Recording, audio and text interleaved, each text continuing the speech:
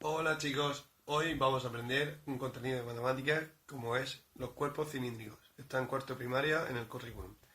Y la primera figura que os voy a presentar es el cono. El cono tiene unas características muy peculiares.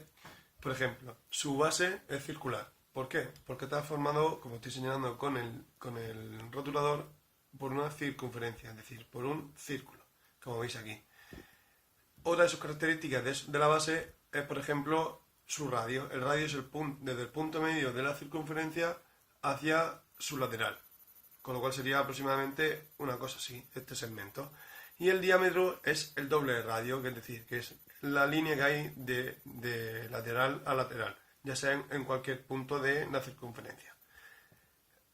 Otra característica del cono que os estoy presentando es la cara lateral, que es decir, que es todo el cuerpo que hay como en todo el cono.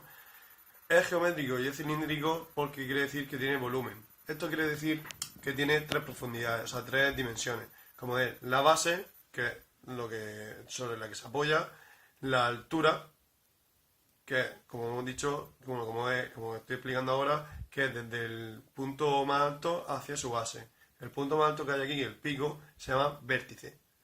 Y la base. Entonces, con lo cual la distancia que hay entre la base y el vértice es la altura. Como estamos viendo aquí, como estoy señalando con el rotulador. Y es la profundidad, que quiere decir que, por ejemplo, si quitáramos y destapáramos la base, aquí cabería, por ejemplo, pues un líquido o lo que queramos poner. Un ejemplo cotidiano de lo que es un cono, aparte de los conos de tráfico que vemos por las carreteras, es, por ejemplo, algo que tengamos en casa, un cucurucho, un cono de helado, como estamos viendo. Tienen la misma manera, son la misma forma. Y aprovechando este ejemplo, os presento la esfera, que es como si fuese el helado. La esfera también tiene una serie de características muy, muy peculiares. ¿Por qué? Porque, por ejemplo, aprovechamos la línea que tiene esta figura, como vemos aquí, como estoy señalando con el dedo, que se le llama hemisferio, que significa que divide la esfera en dos partes iguales, como estamos viendo, un lado y otro lado. Esta figura también tiene su radio y su diámetro, que sería pues el punto medio dentro de la esfera hacia cualquier lateral, y el diámetro, pues lo hemos dicho, de cualquier lateral al otro extremo, que sería su diagonal, más o menos. Ejemplos de la esfera en nuestra vida cotidiana, aparte del que hemos presentado antes, como es la bola de helado, por ejemplo, la Tierra, que como hemos dicho antes, el hemisferio, por ejemplo, esto sería la Tierra, si esto sería la Tierra, sería el hemisferio norte y el hemisferio sur, por ejemplo.